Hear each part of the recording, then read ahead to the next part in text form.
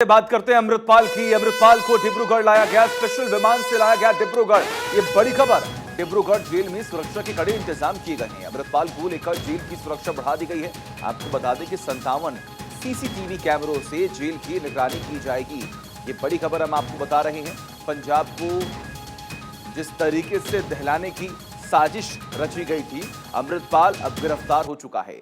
बड़ी बात यहां पर यह है कि नासा के तहत उसे गिरफ्तार किया गया है और फिलहाल खबर यह सामने आ रही है कि अमृतपाल पहुंच चुका है डिब्रूगढ़, जहां पर स्पेशल विमान से, ये तस्वीर आपके सामने है, सुरक्षा के पुख्ता इंतजाम और जो स्पेशल विमान से अमृतपाल को डिब्रूगढ़ लेकर जाया गया है उसकी भी तस्वीरें हमने आपको दिखाई। तो अमृतपाल को डिब्रूगढ़ लाया गया है, स्पेशल विमान से लाया गया है डिब्रूगढ़ जेल में सुरक्षा के कड़े इंतजाम किए गए हैं और जैसा कि हमने आपको बताया 57 सीसीटीवी कैमरों से जेल की निगरानी अब की जाएगी।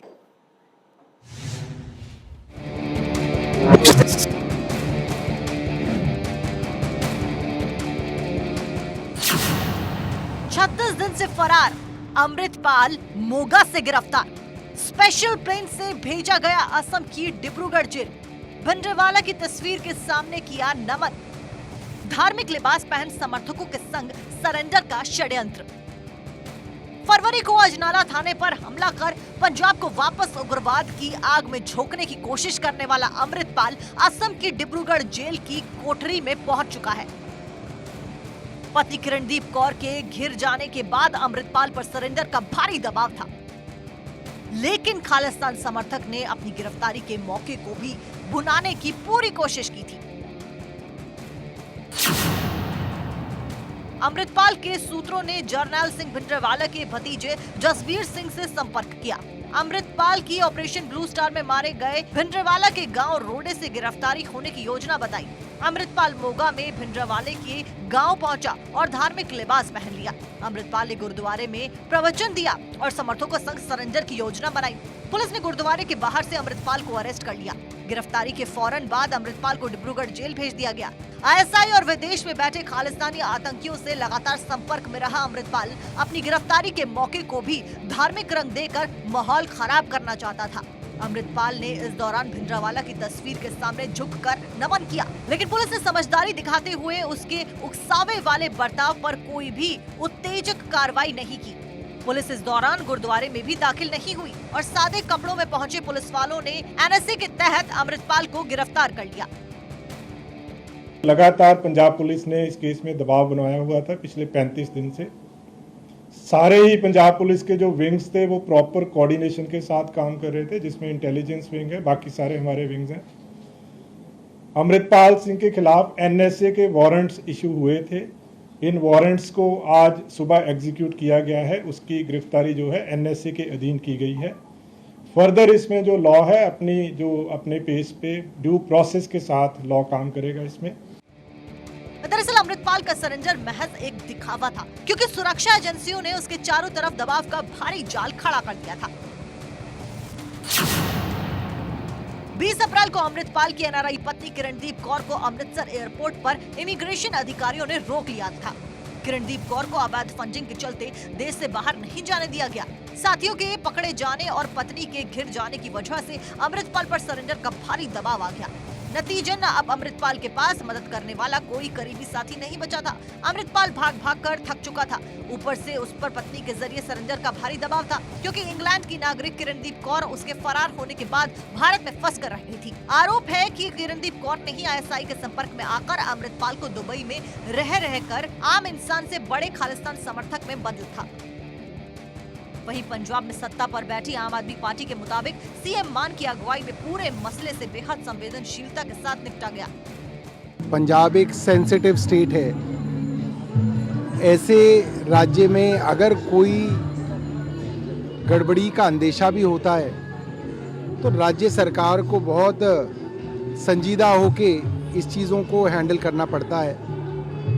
और मुझे खुशी है कि सरदार भगवंत मान की जो सरकार है और खुद मुख्यमंत्री भगवंत मान, मुख्यमंत्री अरविंद केजरीवाल जी, इनका मानना था कि इसको बहुत सेंसिटिवली हम हैंडल करें। कम से कम वायलेंस होते हुए इन लोगों को कानूनी तौर पे गिरफ्तार किया जाए और जो भी ट्रायल होती है, जो मुकदमा होता है, उसके अंदर इनको पेश किया जाए, जो देश का कानून है उस हिसाब से इनको सजा दी जाए। अमृतपाल को असम की डिब्रूगढ़ जेल में भेज दिया गया है, जहां पर पहले से उसके कई साथी बंद हैं। वहीं सरकार और पुलिस प्रशासन की कोशिश है कि पंजाब में किसी भी तरह की अशांति ना फैल पाए। Bureau report, Bharat 24।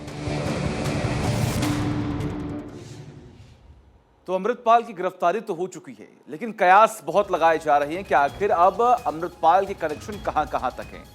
सबसे बड़ी बात यहां पर है कि आपको बताते हैं कि आखिर अमृतपाल का पाकिस्तान का कनेक्शन क्या है।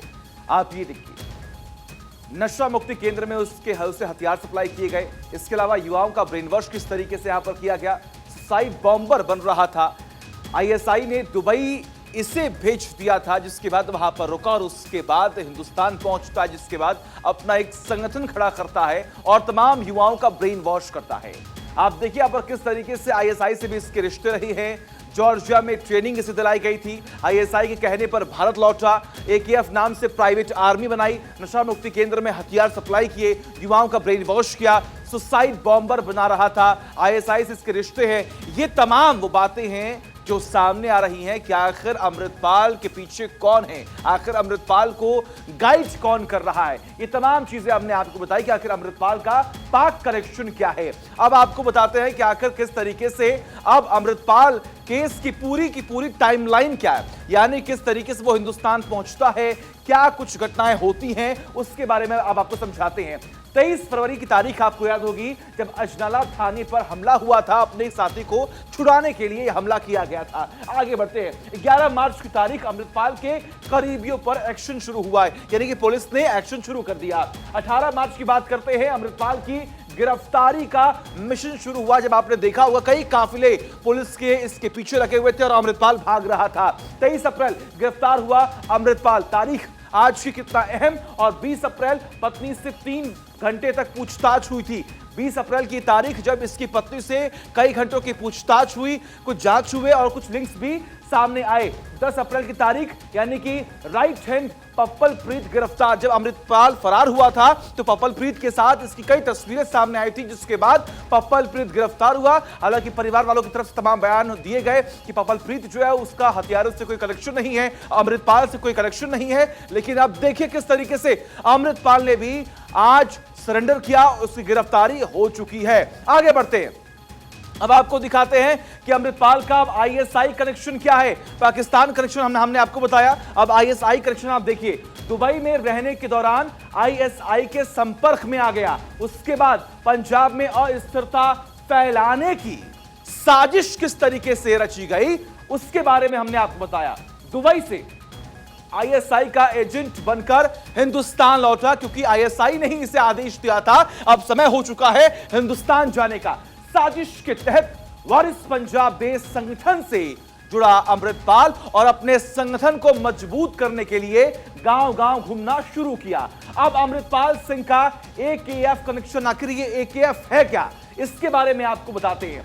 अमृतपाल खड़ी कर रहा था अपनी एक फोर्स, यानी कि फोर्स की ट्रेनिंग भी हो रही थी और उससे हथियार भी सप्लाई किए जा रहे थे।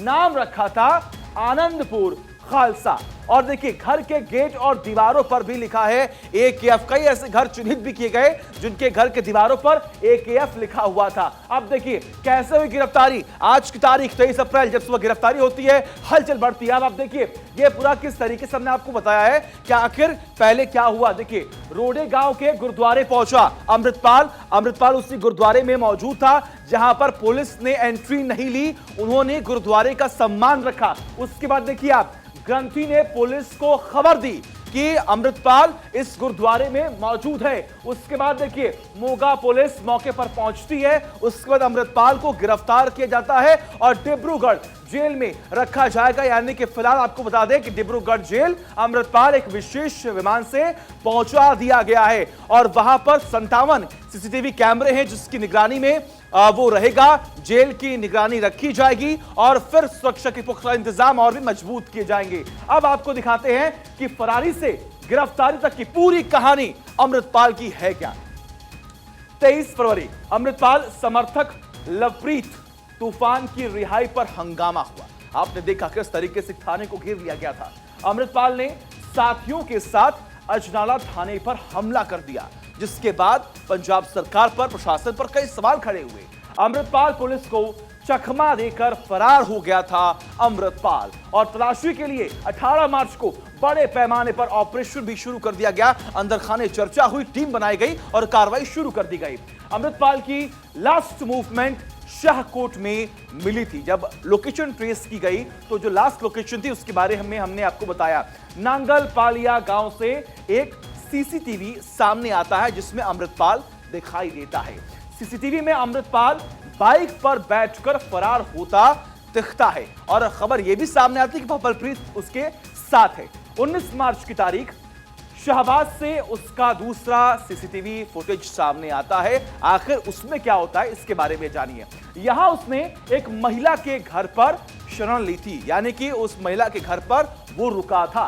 भगोड़ा घोषित होने के बाद अमृतपाल पर पुलिस ने एनएसए लगाया। 20 मार्च को ये एनएसए लगा दिया गया। एक और सीसीटीवी सामने आता है जिसमें अमृतपाल कुरुक्षेत्र में दिखाई देता है, जिसके बाद हलचल ये होती है कि कहीं ना कहीं वो दूसरे राज्य में जाने का प्रयास कर रहा है।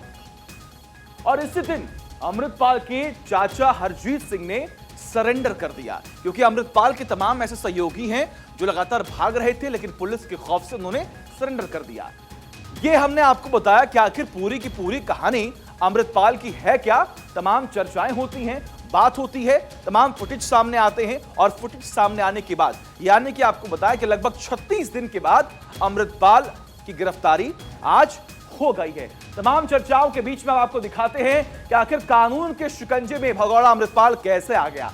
सबसे पहली तस्वीर देखिए, गुरुद्वारे में छिपा हुआ था अमृतपाल, जहां पर इसने सरेंडर किया। उसके बाद आप देखिए गिरफ्तारी से पहले प्रवचन भी किया गया, वहां पर संबोधित भी किया अमृतपाल ने। और ये देखिए 36 दिन से फरार था अमृतपाल, जैसा कि मैंने आपको बताया कि 36 दिनों के बाद ये गुरुद्वारे से गिरफ्तार कर लिया गया।